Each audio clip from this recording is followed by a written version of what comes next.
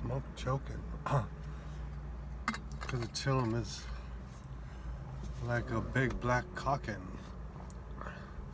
I just cleaned it out, so it's half black, half white. Anyways, enough of thinking about dicks. This movie is about nice guys. Sorry, this episode is about nice guys. Because in the last, one of my last episodes, I talked about why women like bad boys. And nowadays, in the manosphere, everybody's talking about nice guys, I think. So I figured I would make an episode about this topic too. And I think two of the best movies that I just thought off the top of my head, not just about nice guys, but nice guys represent like innocent to the dynamics of the sexual marketplace, I guess. That's what it represents to me. But to feminists, it seems like they claim it's a manipulative kind of guy who expects sex for favors.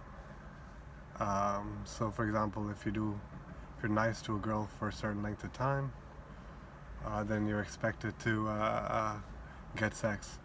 And this is kind of corroborated by this one girl I knew. She was all, she was probably just trying to play me.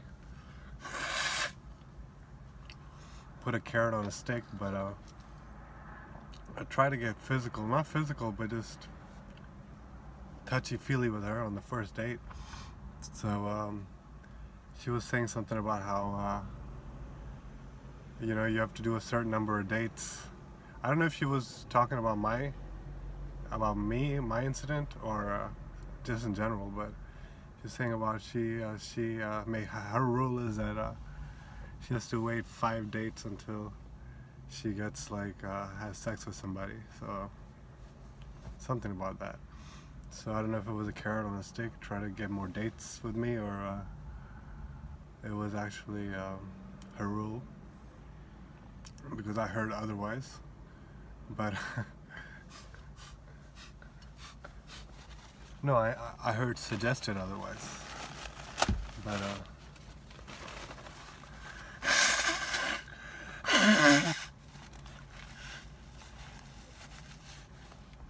it's crazy because you can't trust anything, and you can't ask any questions about those things right away. And everyone is so isolated that you don't really know. Like somebody like me living with his parents in a suburban, family-oriented setting, I really don't know how these bitches be, I had to listen to the manosphere just to get my brain working again.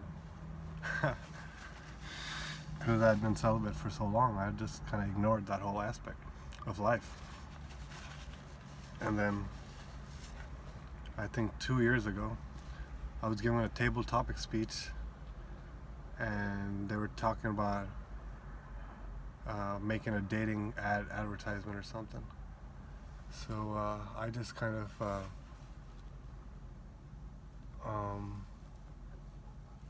just talked about, I just kind of shared about what I thought it was about, you get a job or whatever, prove your worth or whatever to society, and then you can get married or whatever. So I kind of just made a cheesy ass little dating ad, because I didn't really want to think about it, or I wasn't even thinking along those lines, trying to picking up girls, even though I did that once and got in trouble at work.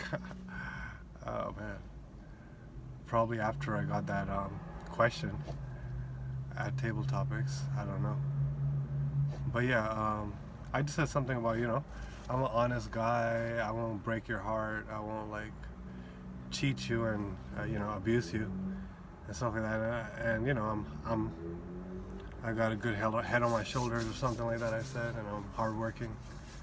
I'm not lazy, at least like I used to be, or so I thought. And so yeah, it was just a bullshit response. But I mean, this one girl who I thought was pretty, she kind of gave a dirty look to me, and it was one of those moments where you know that somebody's staring you down, you know, so you automatically look at them.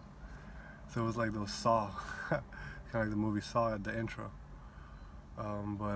So yeah, I saw somebody looking at me, and I get this pitiful look from her, like, you know, oh, poor you know, you can't get laid, but whether you get a lame ass game or something. And so that's what I initially thought she was saying, but I didn't really take it like that. I did kind of feel bad that I was bullshitting when I was supposed to be an honest guy. I was claiming to be an honest guy, but I also thought that at that time, 2 years ago, the fact that she gave me that look, even though she was fairly attractive still, made me think that, oh my God, the dating world must have gone from bad to totally destroyed, you know? That's why I got interested in talking about the subject in the first place, along with just being kind of frustrated too, with not getting to where I wanted to be in that realm. So I thought 2 movies that talk about nice guys again are, so yeah, basically I was just complaining that, hey, I'm a nice guy, why does everybody ignore me for a dating ad, you know?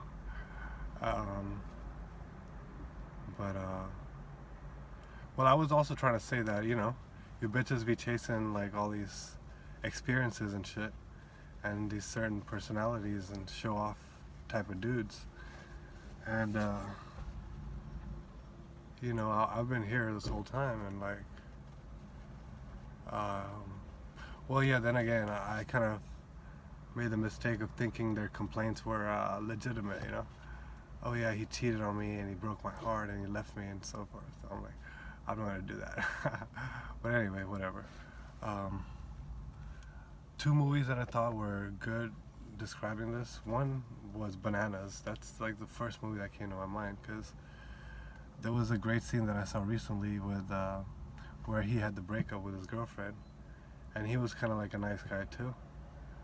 And he had a breakup with his girlfriend, and he kind of started arguing with her and trying to figure out why she's breaking up with him, and not getting that it's something that can be explained, you know? So I thought Bananas would be a good movie to get into the subject. And another one was Brazil, because it talks about like the adolescent kind of stagnation of our emotional development because of living in such an artificial and restricted society. So it's like everyone is confused about gender roles. For example, the girl is very masculine, the man is very feminine, the old woman is trying to be young, the young ones are trying to be mature and old. And so all kinds of confusion are shown there. So I thought that would also be a good movie to study about why nice guys finish last. And also, well, the reason I made this video is because I wanted to comment on like all this like condescension towards nice guys, you know. And I think personally, it's part of the whole sadomasochistic culture we have. It's a sadomasochistic society that favors narcissists, sociopaths, and psychopaths. And those are the 3 levels of evil, according to science diagnosis, because psychopathy is moral insanity. So it's like being Dr. Evil. Similarly, in females, according to the biblical understanding of bad woman I have from people like Sunrise Hoodie and his channel, I thought like narcissist represents like Potiphar's wife. She's like the lady who Me Too'd somebody when he declined her offer of sex because she was cheating on her husband. And then that's like, if you get frustrated, narcissists just look at everything from how does it benefit me. They don't really see things objectively. They just see as how they're affected. So it's like, it's a confusing like situation for them to see objectively who's a good person, who's a bad person, what's a good thing, what's a bad thing. They tend to be self-destructive. But Then the second category is Delilah, who's like a sociopath. She's like a borderline personality disorder, actually. But that's like the second level, I thought. And the third level was like Jezebel, who's like the queen mega, you know? And that's like a total psychopath, cold-blooded individual, totally calculated, all expert at manipulating people. But yeah, those two movies I think were good for that. But yeah, so I was thinking like how it's like a society that favors sociopaths, and that's what the whole story of Bible was too. I mean, Jesus was a nice guy, and look what everybody did to him, right? But he was a genuine nice guy. Supposedly, according to feminists, there's those manipulated, sneaky type of nice guys because they're just thinking about sex while trying to be nice. And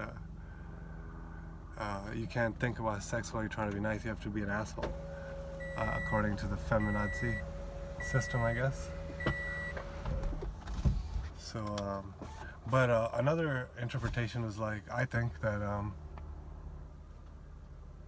being a nice ex-nice guy maybe, but I think it's because like they force people to realize that all these lies about gender and sex, which nobody challenges, because it's kind of like Santa Claus.